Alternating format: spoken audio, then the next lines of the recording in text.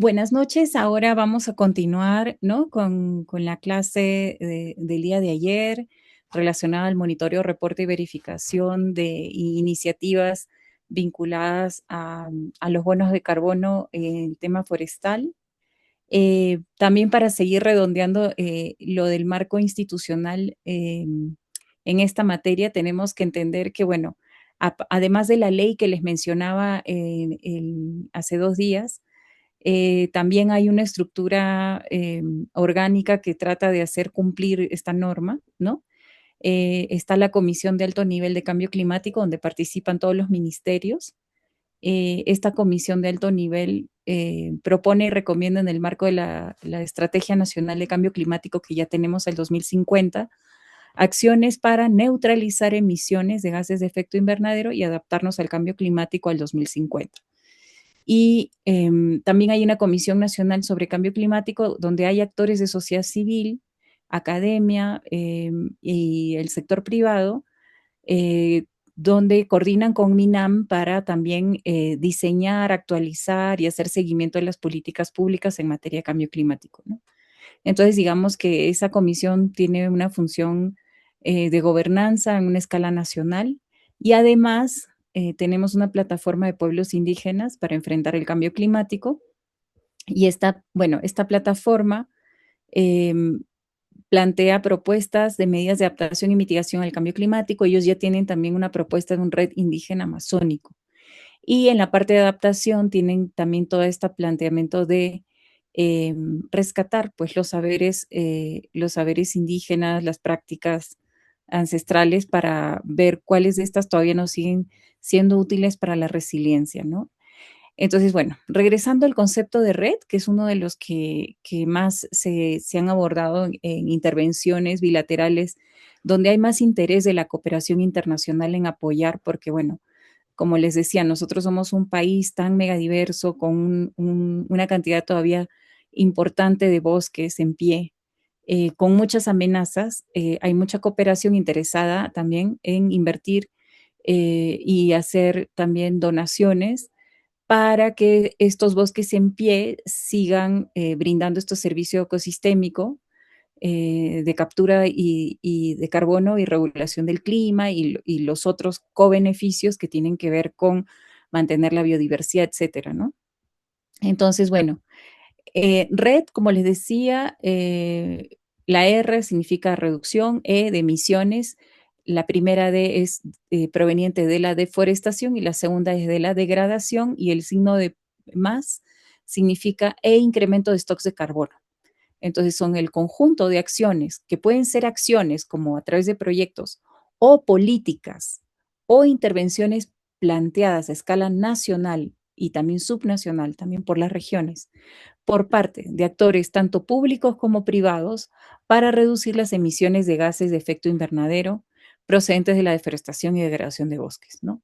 Entonces, como les decía, RED ha tenido fases de preparación que ya hemos superado, ya estamos en la etapa de implementación y estamos por ver el pago por resultados, ¿no? Hay algunos proyectos de nivel privado que ya tienen pagos por resultados, porque bueno, en el régimen privado es más fácil, ¿no? Y programas de inversión con cooperación para la fase de preparación. Era una mezcla entre la fase de preparación e implementación.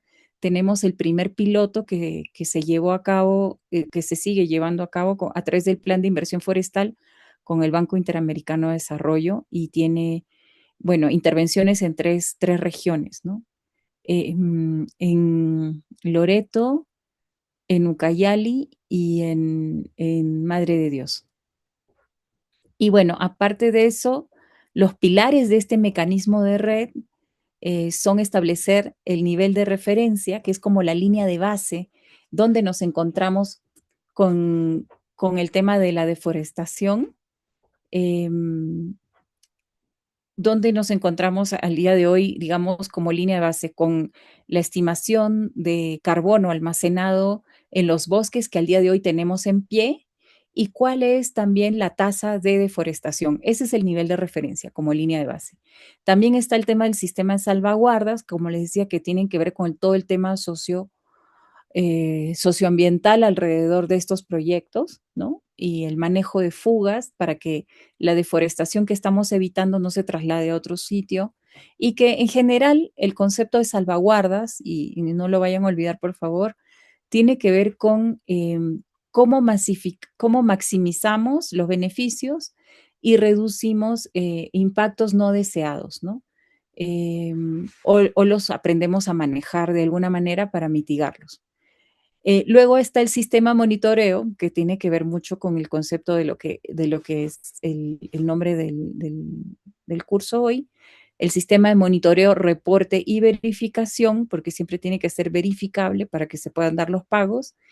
Y bueno, el otro pilar es la estrategia o plan de acción concreta en cualquier nivel del instrumento que se esté abordando, ya sea una política, un plan, un programa, un proyecto. Tiene que haber una estrategia y un plan de acción, ¿no? Para reducir esa deforestación y bueno, y también lograr evitar degradación y tal vez incrementar stocks de carbono.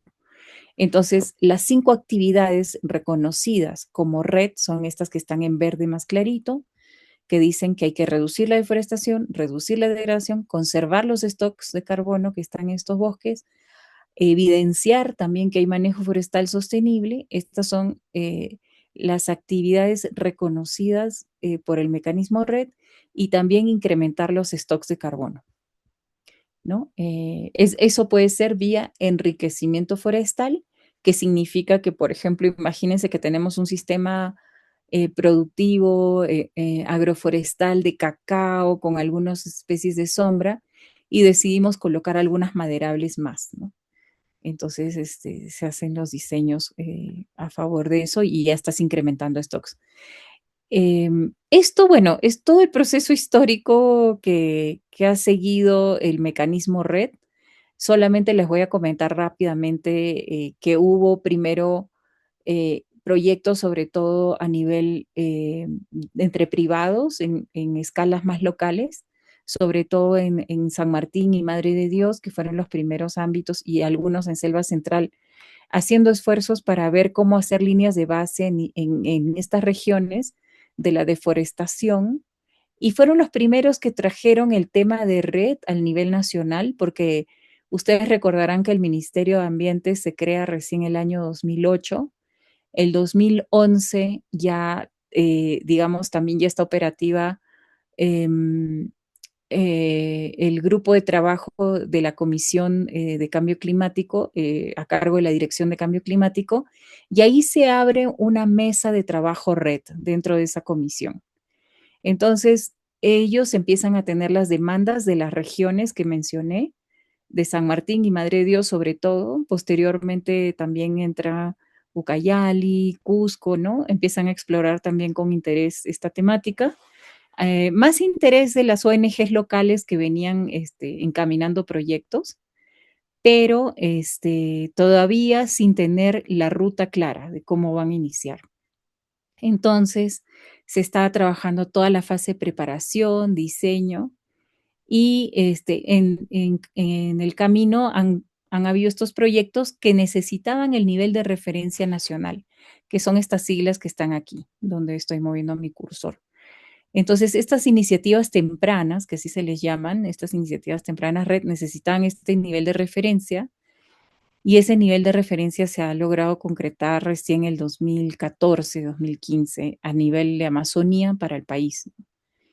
Entonces, cuando hablan de esto, dicen, bueno, ¿cómo alineamos ahora la estimación que habíamos hecho para un ámbito más local con una escala nacional?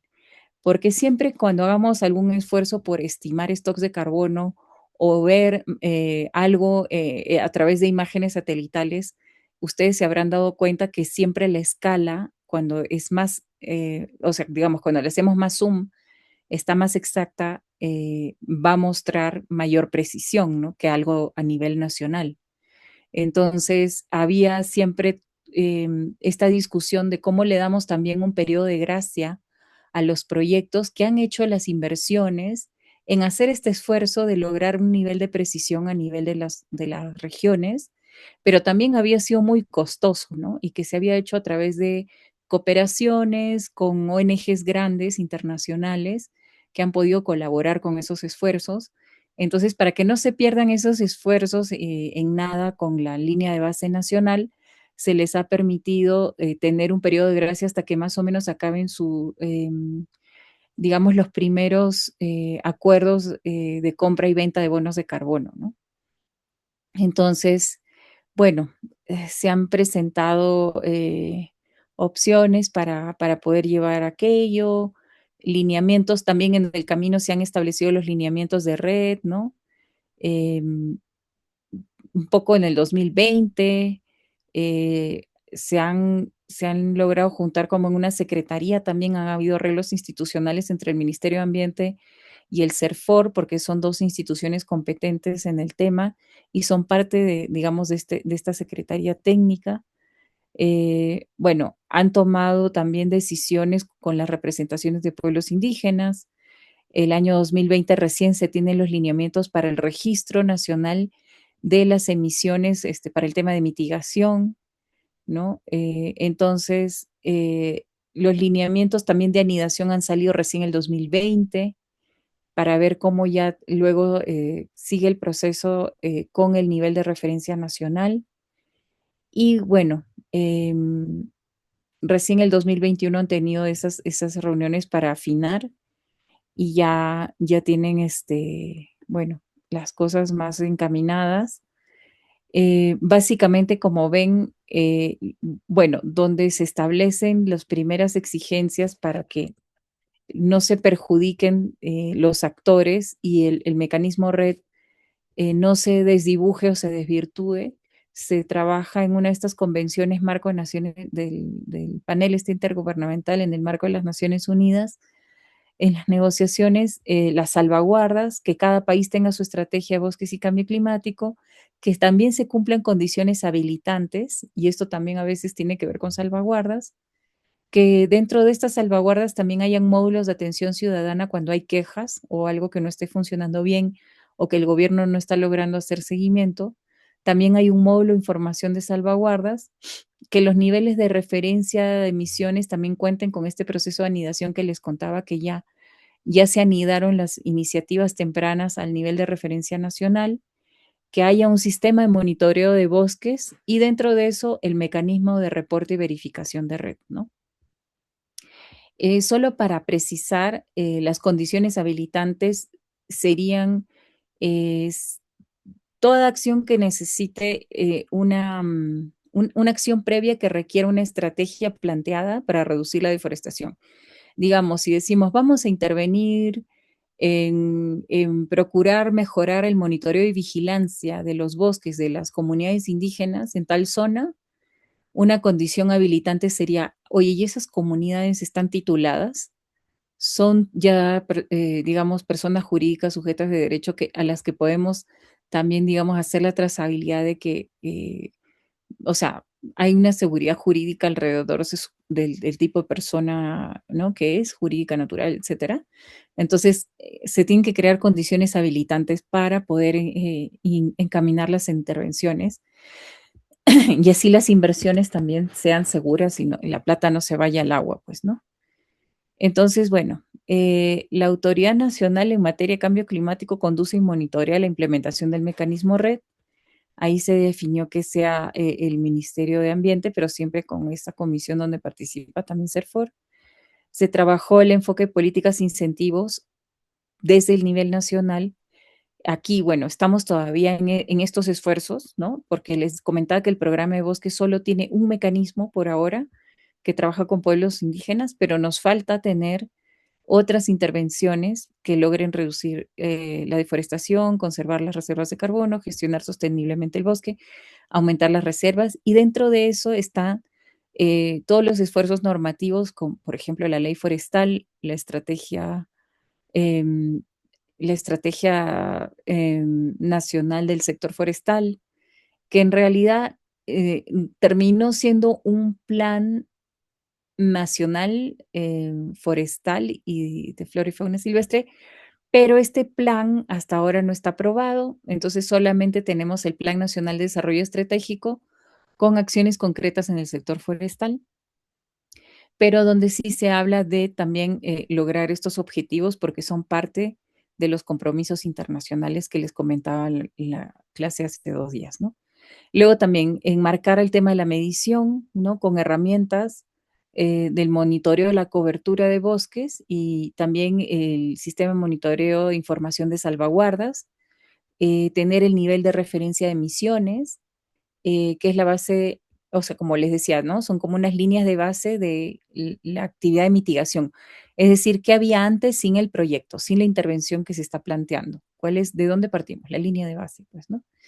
Y bueno, que hayan reportes red para ver este monitoreo, ¿no? La rendición de cuentas, porque sin esa rendición de cuentas también ese 30% de presupuesto que se va a invertir en evitar el cambio de uso del suelo, donde les comentaba que 10% viene por cooperación internacional y el otro 20% lo tiene que poner el Estado, para esa cooperación internacional y también para llegar a un seguimiento a nivel nacional, hay que hacer el seguimiento de las atribuciones, de que esos reportes de avance puedan efectivamente demostrar que lograron el efecto esperado, ¿no?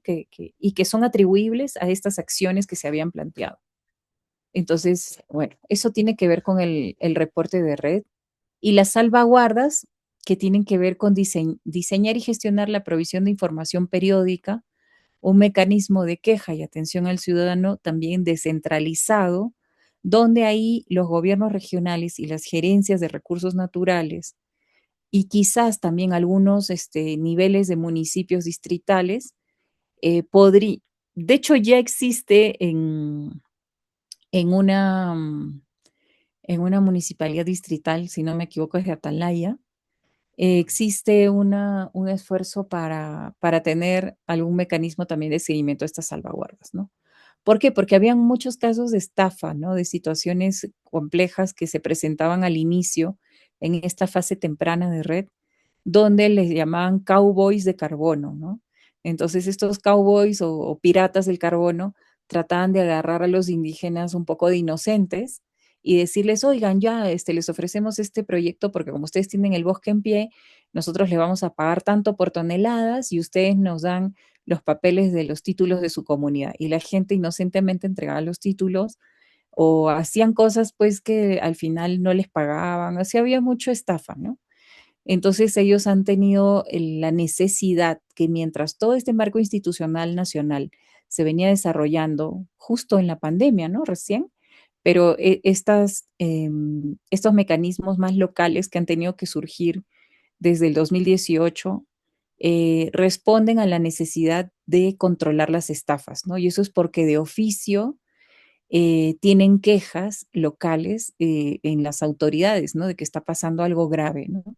Entonces, de oficio, por más de que nosotros tenemos que seguir normativas nacionales, cuando hay vacíos legales, se puede de oficio buscar alguna solución local y eso es lo que han hecho distritalmente para tener un mecanismo de registrar quiénes son los operadores de estos temas de intervenciones de carbono en la zona y evitar que hayan cowboys. Y al final, eso es lo más operativo y real, lo local, porque ya saben que el armatoste nacional a veces se queda con insuficiente, digamos, cobertura, ¿no? Y bueno, y lo otro es que también se está planteando normativa que permita la tipificación y sanción de acciones o actos o conductas que estén relacionadas con estos temas, ¿no? De piratería o así, pero eso todavía no ha salido. Luego, bueno, comentarles que dentro del esquema también, em, para ver las medidas de adaptación y mitigación y de seguimiento, desde el nivel nacional, el Ministerio de Ambiente trata de ver cómo se vienen implementando las contribuciones, tanto en mitigación como adaptación, ¿no? Entonces tienen también un sistema de monitoreo em, a través de las entidades públicas, privadas, de las estrategias de cambio climático. Y bueno, tienen algunas herramientas ahí para el monitoreo de evaluación, tienen también el infocarbono, que el infocarbono habla de cuántas, o sea, el nivel de las emisiones de gases de efecto invernadero El RENAMI, como les decía, es el Registro Nacional de Medidas de Mitigación. Y la huella de carbono, bueno, es un concepto que se utiliza para ver en las empresas o en los productos cuánto se está emitiendo de dióxido de carbono para neutralizarlos, para compensarlos a través de unas intervenciones en proyectos como estos también, que también hacen una estimación de cuánto se puede evitar, por ejemplo, al conservar el bosque o al incrementar reservas de carbono también o reforestar, ¿no? Entonces, las líneas de base también son importantes para todas estas intervenciones. Luego, como lo mismo, ¿no? Acá están las herramientas ya mencionadas, más desglosadas. Acá hay algunos materiales que van a poder encontrar en este enlace que ya le alcancé a César Urbina para que les facilite, ¿no? Cuáles son los puntos clave para entender red y la ley marco y el reglamento, una infografía sobre red, la línea de tiempo de todo el mecanismo hasta lo que tenemos el día de hoy y aspectos contables. Entonces, en aspectos contables está lo que nos interesa para el tema de monitoreo, reporte y verificación. Y también hubo un evento de lanzamiento del espacio para el tema de salvaguardas, ¿no? Aquí también más promovido desde el nivel subnacional, desde la región, donde, como les decía, es donde se ve más la necesidad, ¿no? Y donde todavía faltan implementar cosas y por eso como todo esto es nuevo, también es una oportunidad laboral interesante. Denme un momentito, por favor, un segundo.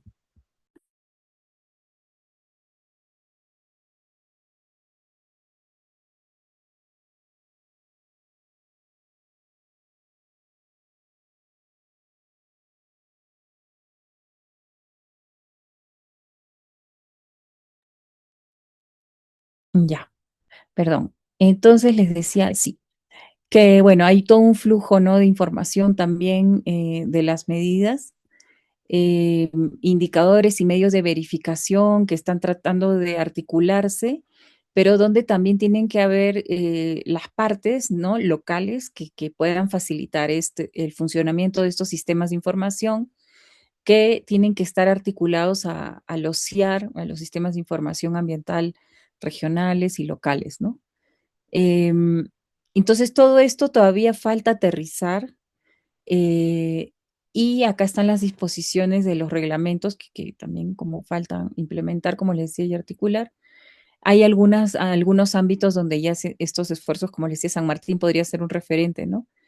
Em, Cómo se puede ir diseñando el proceso, gestión y la provisión de información periódica para abordar las salvaguardas de manera oportuna, definir indicadores para la implementación de estos módulos, ¿no? Y en ese sentido ya han avanzado un poco. Y también el mecanismo de queja y atención ciudadana, ¿no?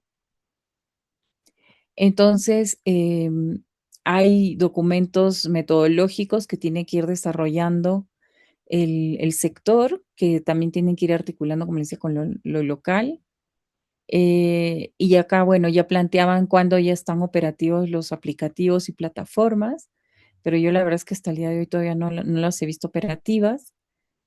Acá hay el resumen también sobre la información de la forma que se están dando y respetando las salvaguardas en el país. Esto es un informe que tiene que ver con el balance también de cumplimiento de la CNC. Este informe fue al 2019, ¿no? Y bueno, para decir cómo vienen cumpliendo, han hecho un montón de talleres y procesos participativos subnacionales, ¿no? Para poder hacer esta rendición de cuentas a nivel de país en el espacio de la cumbre esta de cambio climático. Y bueno, ya ahí vamos viendo, ¿no? Entonces todo el engranaje al final se resume en esto, en tener, bueno, una también evaluación de los co-beneficios que trae no solamente el carbono, sino como les decía, el tema de la conservación de la biodiversidad, los otros servicios ecosistémicos, como la medición del impacto de las acciones concretas, la medición de la reducción de emisiones por evitar deforestación. Se tiene que hacer unos gráficos para evidenciar cómo era la tendencia original de la deforestación sin el proyecto y cómo sería con el proyecto el área sombreada entre las dos líneas de tendencia es lo que se estima como las reducciones, ¿no? Si aquí tienen alguna pregunta, me cuentan, me comentan, si está todo claro.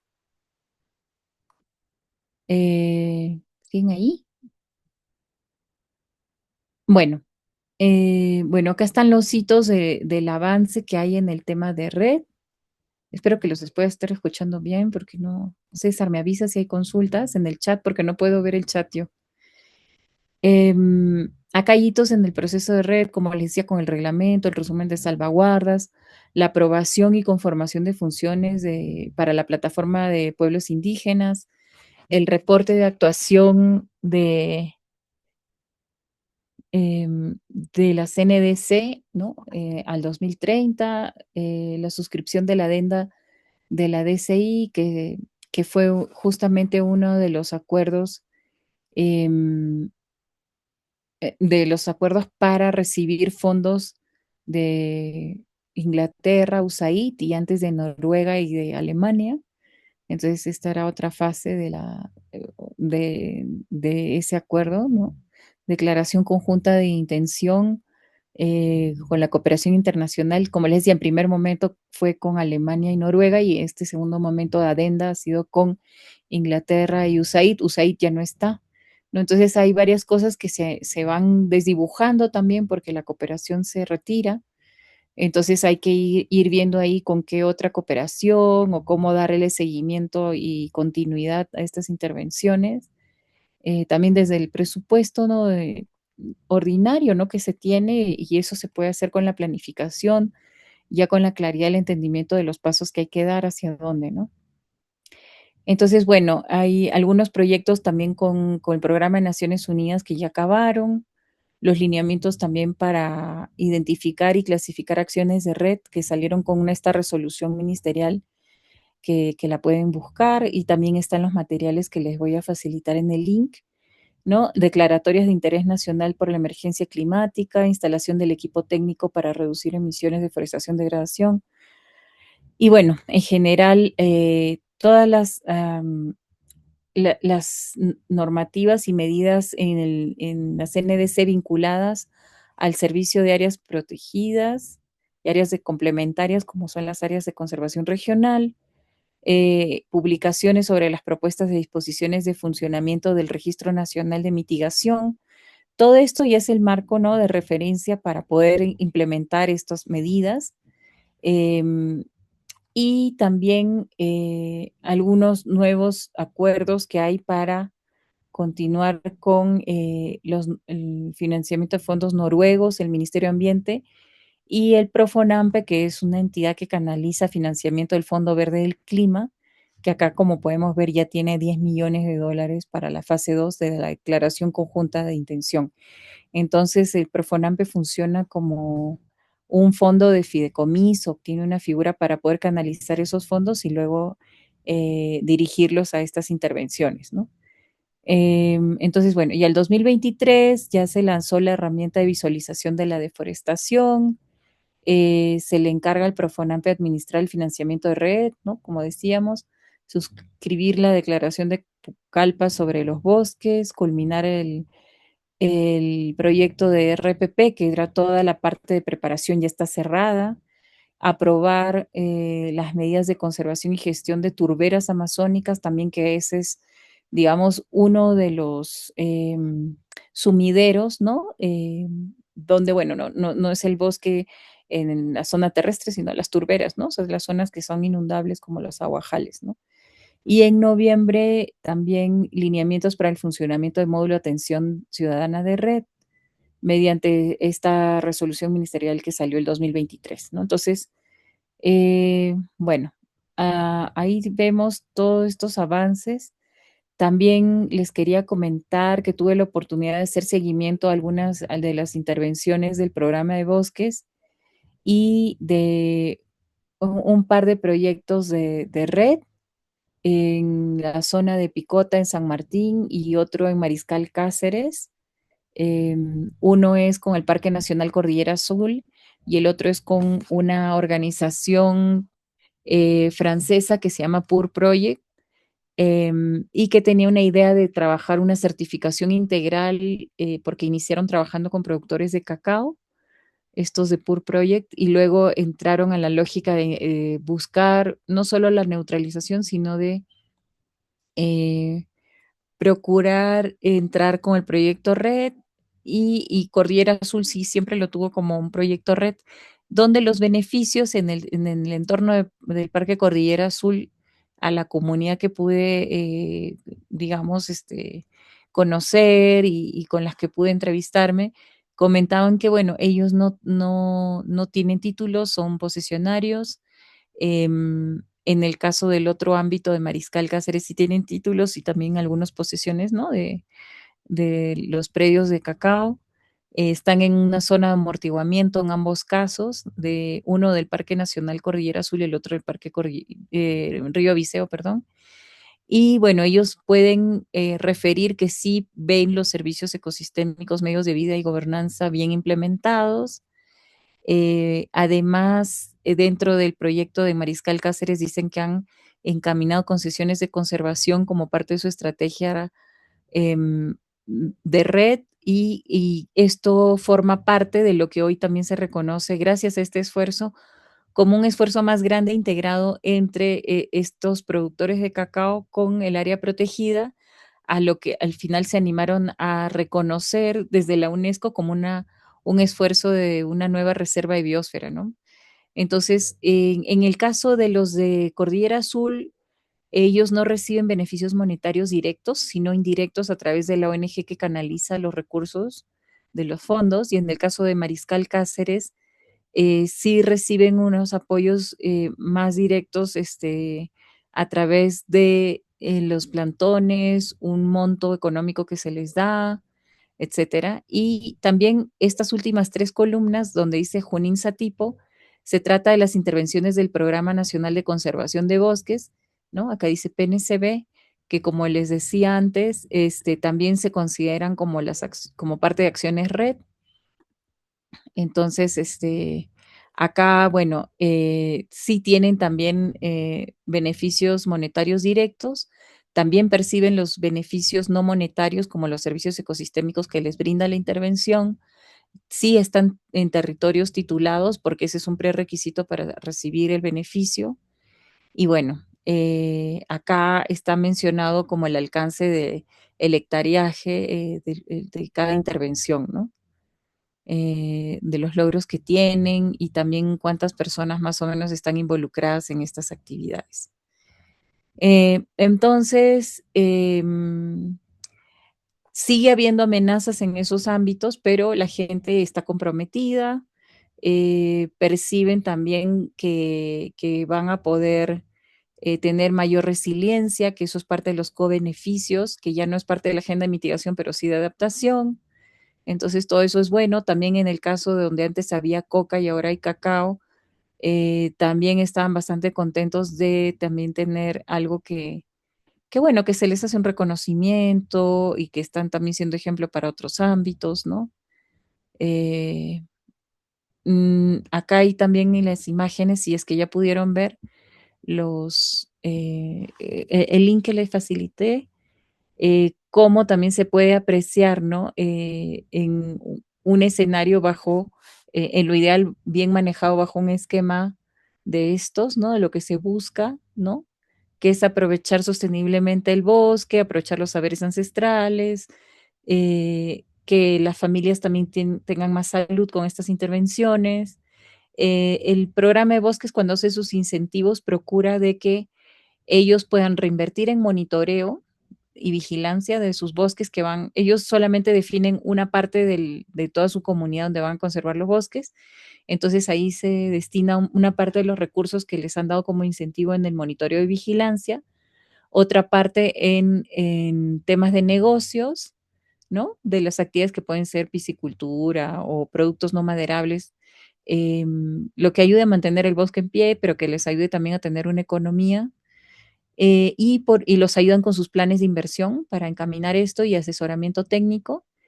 y también pueden destinar una parte, un porcentaje del incentivo también en proyectos sociales que pueden tener que ver con la casa comunal, con algo de infraestructura o educación o salud, ¿no? Entonces la idea es poder ver eh, que, bueno, que ellos logran, cuando se hacen las intervenciones para que ellos incursionen en alguna iniciativa que les genere algo de autogestión, tengan sostenibilidad financiera a futuro cuando el programa ya no esté, ¿no? Y sean más autónomos y por otro lado que puedan invertir también en algo de educación y asegurar que los bosques estén conservados a través del monitoreo y vigilancia, ¿no? Y bueno, este es un escenario pesimista de cómo, bueno, a veces también por las capacidades o la falta de personal, la sobrecarga laboral, no se atienden las demandas de la población, no hay asesoramiento, no hay, eh,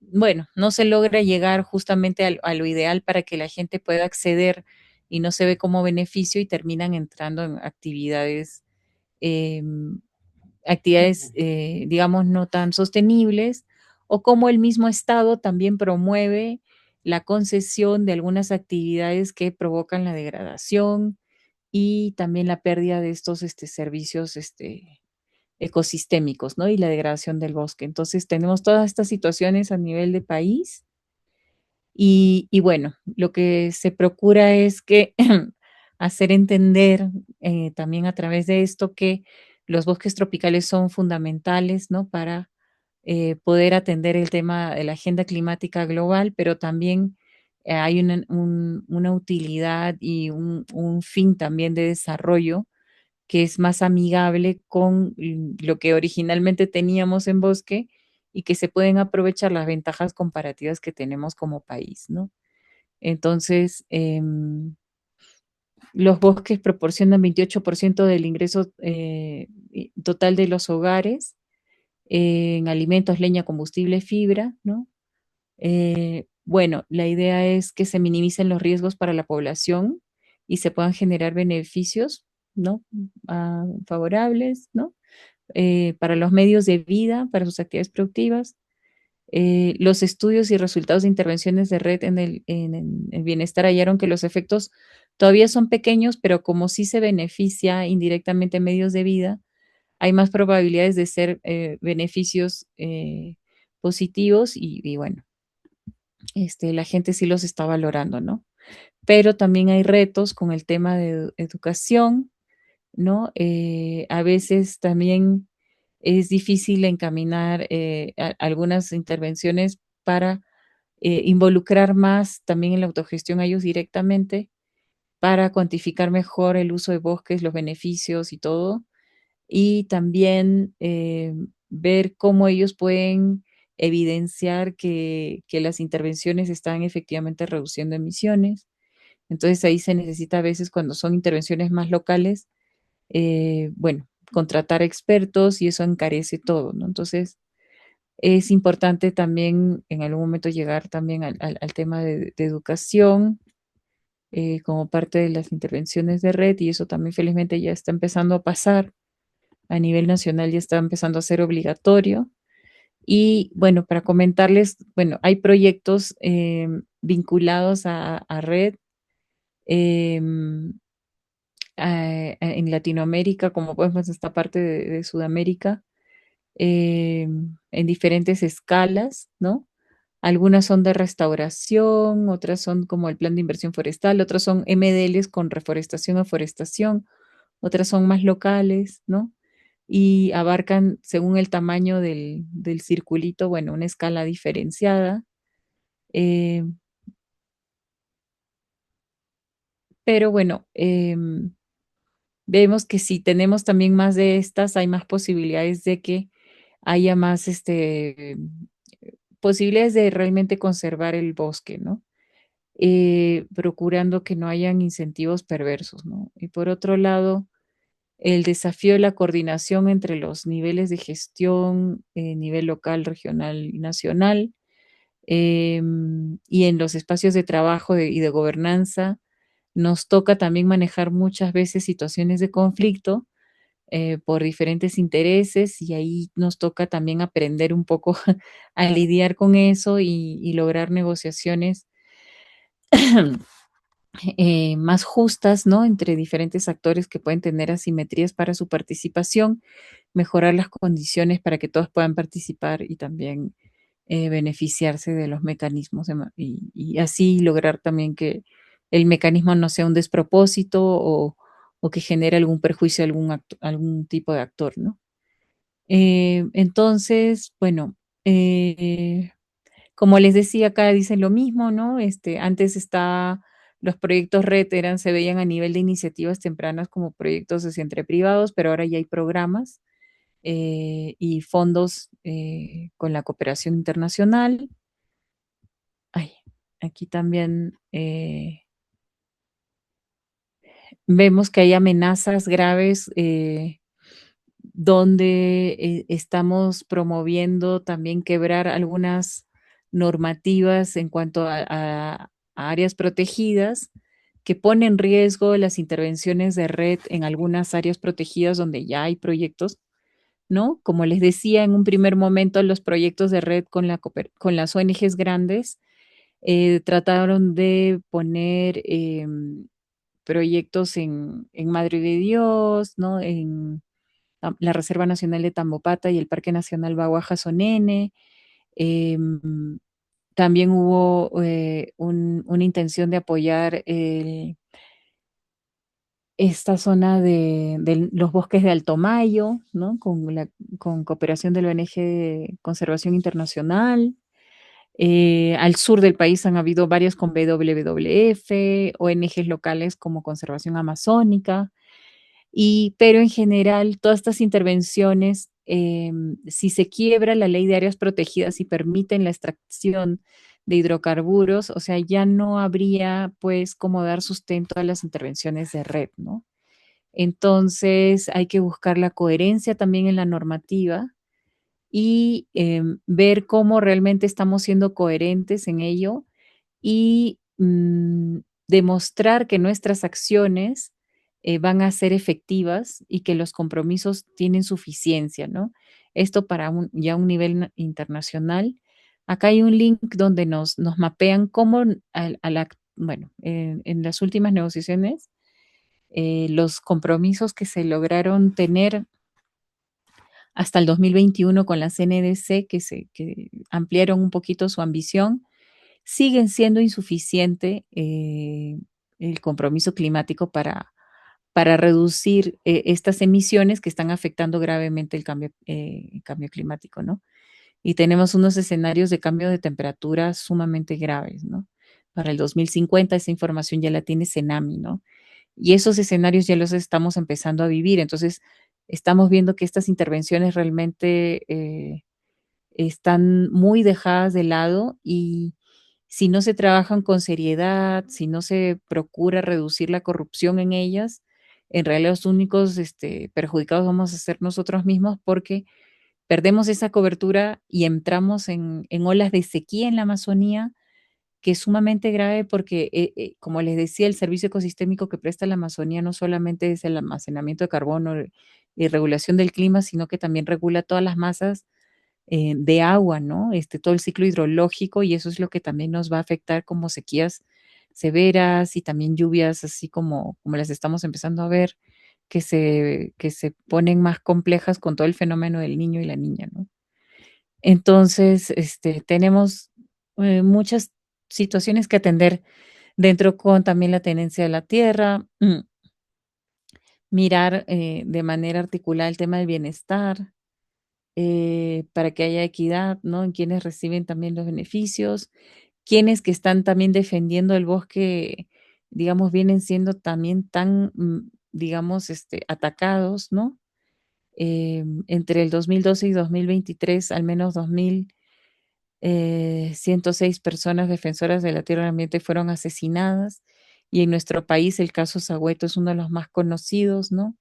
No sé si ustedes escucharon, pero ahí en Ucayali pasó esto y fue muy visibilizado en las convenciones, en las reuniones de las conferencias de las partes, desde que sucedió, desde el 2014, justo nos tocó ser país anfitrión acá en Perú para esa COP, algo histórico, ¿no? Que no se había uno imaginado, pero pasó que fuimos país anfitrión, ¿no?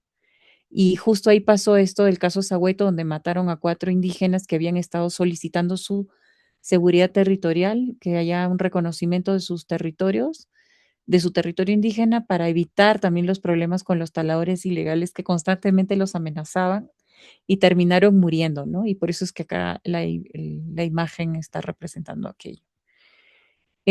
Bueno, entonces el trabajo con pueblos indígenas también nos hace un llamado a entender cómo funciona el financiamiento de red, los donantes, los mercados de carbono, a los gobiernos nacionales y los mecanismos, toda la parte operativa, normativa y administrativa, cómo funciona también cómo podría articular con el nivel nacional, las medidas habilitadoras y garantizar la consulta libre, previa e informada, aclarar la tenencia de la tierra, evitar desincentivos, lograr hacer cumplir las normas, promover incentivos condicionados y no condicionados para que se conserve el bosque en pie, buscar que la población comprenda las intervenciones de red y participe en el diseño y también seguimiento de la implementación, que haya propiedad y control clara e incuestionable sobre las tierras forestales, que se identifiquen y sancionen las transgresiones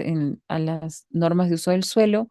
Y acá tenemos un problema con la ley esta antiforestal que salió recién, que facilita mucho la ocupación del espacio en la Amazonía, pero que a veces no garantiza que ese uso vaya a ser sostenible. Entonces es cierto que tenemos una situación siempre de pobreza, pero por eso también no podemos hacer un desorden tremendo después de haber hecho tanto esfuerzo por contar con un reglamento, ¿no? De la ley forestal que procure también un ordenamiento forestal para poder aprovechar de la manera más eficiente y beneficiosa a toda la población y lograr sostenibilidad en el tiempo de las actividades, ¿no? Y no agotar estas gallinas de huevos de oro que tenemos ahí en la Amazonía, ¿no? Bueno, la entrega eficiente y equitativa de incentivos a comunidades y pequeños productores agrícolas también tiene que ver con los productos y servicios del Estado que debe brindar, y luego evidencia los resultados y los impactos y también los cobeneficios, mejoras en los ingresos, medios de vida, las percepciones de bienestar y equidad y la distribución del capital social, ¿no? Todo eso es algo interesante que forma parte de un estudio de CIFOR que les estoy colocando aquí. Entonces es bastante interesante también entender, disculpen, los enfoques, ¿no?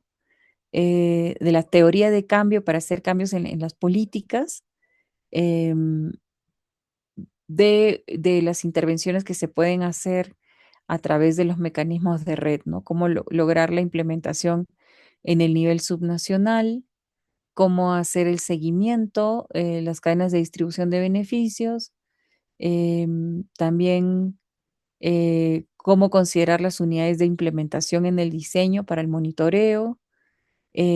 Los catalizadores que tenemos ahora son los sistemas de certificación que existen desde el sector privado, que es como lo que les decía que primero empezó a funcionar en el mercado voluntario internacional entre privados, pero que tenemos que llegar también a un sistema, digamos, nacional, donde también em, se ahorre el dinero y las inversiones de estos esfuerzos y se facilite así el acceso para que, digamos, no solamente quienes puedan encaminar estos proyectos e invertir en ellos se beneficien, sino también todos los usuarios del bosque que realmente tengan amenaza de deforestación o que tengan oportunidades de incrementar stocks de carbono a través de aforestación o reforestación, ¿no? Entonces, bueno, es importante tener algún sistema de verificación, criterios y métodos, ¿no? Instrumentos de mecanismos de política también, con estándares de gestión, auditoría, seguimientos de las cadenas, la trazabilidad, la planificación del uso del suelo, los acuerdos en la tenencia de la tierra, em, que ya esto como que se podría ver también en un nivel subnacional, ¿no? Y bueno, esto es más ya les estaba comentando de esto también. Pocos estudios dicen, evalúan el impacto de las iniciativas locales todavía. Los proyectos de red incluyen con frecuencia una combinación de intervenciones, incentivos y desincentivos y medidas habilitadoras, o sea que se encuentra todavía a un nivel muy temprano. Los desincentivos son especialmente importantes para reducir la deforestación, mientras que los incentivos se utilizan para ayudar a minimizar las pérdidas entre los resultados de carbono y los efectos en el bienestar y bueno, con eso también lo que se puede comercializar en bonos de carbono, buscar las mejoras en los medios de vida, tanto condicionadas como no condicionadas, que pueden ayudar a minimizar las pérdidas y mejorar también, digamos, los resultados en cuanto a logros de reducción de emisiones y también condiciones y mejorar condiciones de bienestar. Bueno, los resultados hasta ahora son moderadamente alentadores porque todavía tenemos muchas incongruencias a nivel de políticas y la situación que tiene la Amazonía el día de hoy es muy fuerte, como lo vimos el otro día. Entonces, tenemos que procurar por eso que el mecanismo resulte creíble, porque si se vuelve ya dudoso de que no está siendo eficaz, pues se va a caer también el financiamiento que lo está respaldando, ¿no? Entonces, aquí, por ejemplo, podemos ver los cambios en los ingresos en los hogares a través de intervenciones de red. También no se ven muy favorecidos aquí en la parte económica, pero sí en la parte de beneficios que no son económicos, que la gente que está viviendo en la zona de estos parques nacionales sí está recibiendo los co-beneficios porque todavía tienen su pesca, tienen su bosque que les produce seguridad alimentaria, local, autogestionaria, pero no tienen una economía quizás para encaminar otras cosas que les gustarían, o sea, no se ve reflejado en la parte económica, ¿no? Entonces, esto es parte del estudio de CIFOR, ¿no? Em, y ay, eso también puede generar desconfianza de que dónde se quedan los recursos, ¿no? Que si podrían llegar más recursos en la cadena de distribución de los beneficios, ¿no? Para la gente también, ¿no?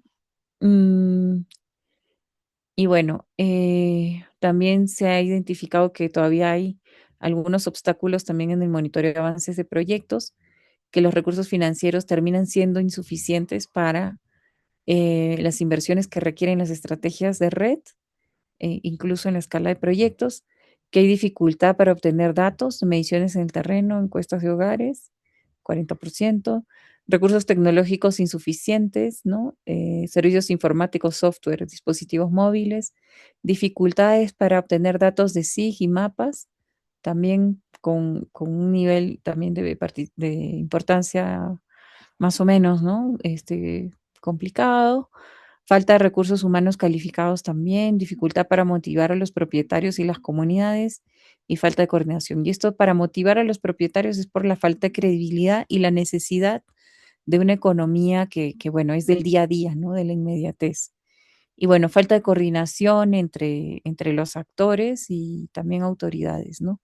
Porque las autoridades también tienen mandato, ¿no? No solamente es que ahí los dejamos sueltos y tristes, ahí que avancen con sus iniciativas privadas, sino que también tienen roles y competencias, ¿no?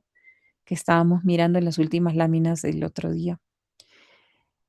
Bueno, en restauración del paisaje también es urgente tener la degradación. Les decía que estamos entrando en unas olas de sequía terribles en la Amazonía, eso lo pueden googlear.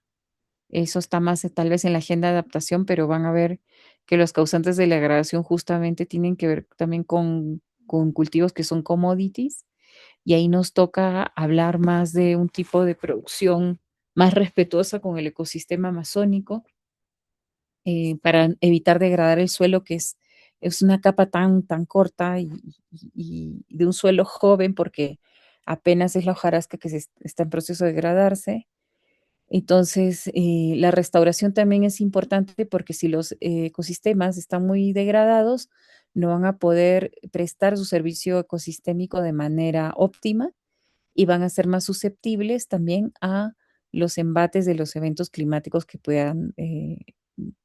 podrían estar enfrentando, ¿no?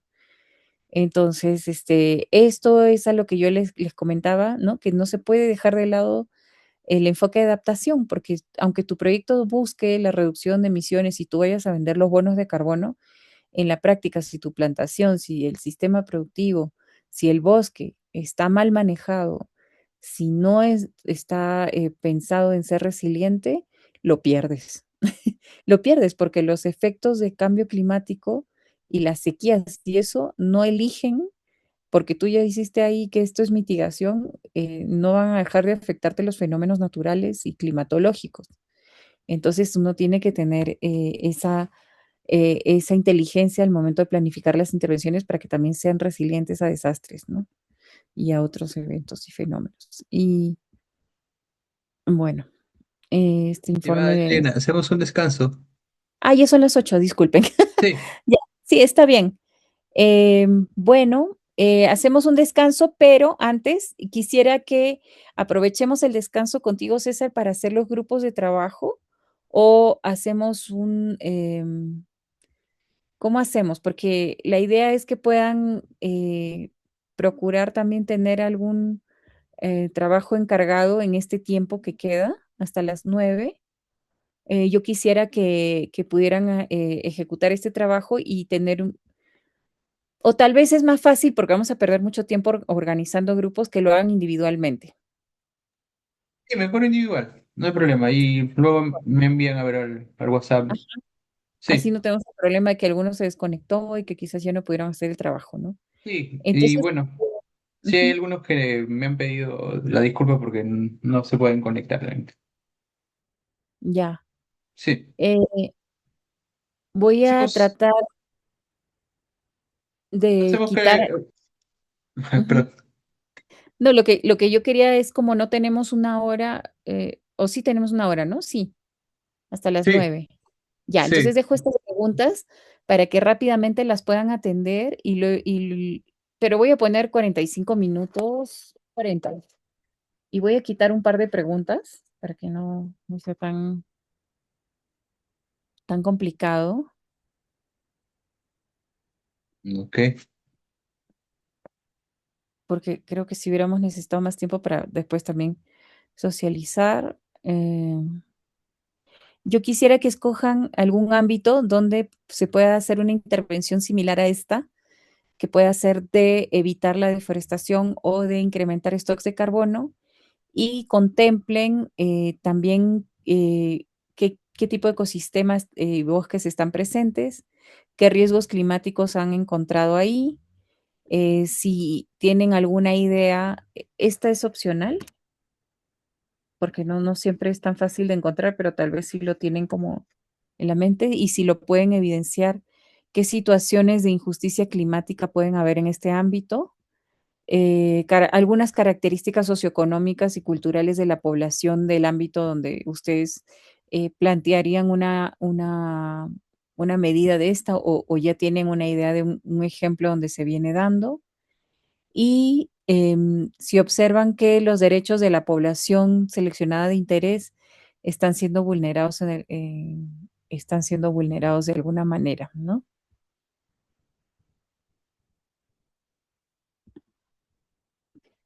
Eso. Ese sería el ejercicio ahorita.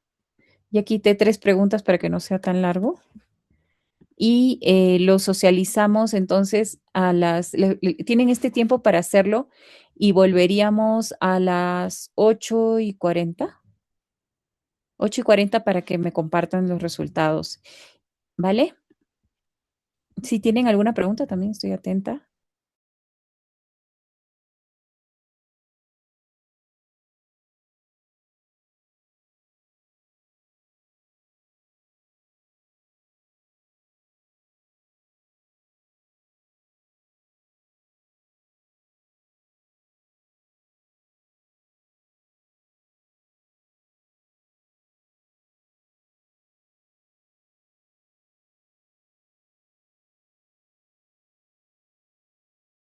No hay ninguna pregunta, ¿no, estimados? Entonces, regresamos 8:40, ¿ok? 8:40, perdón. Sí, vale, gracias.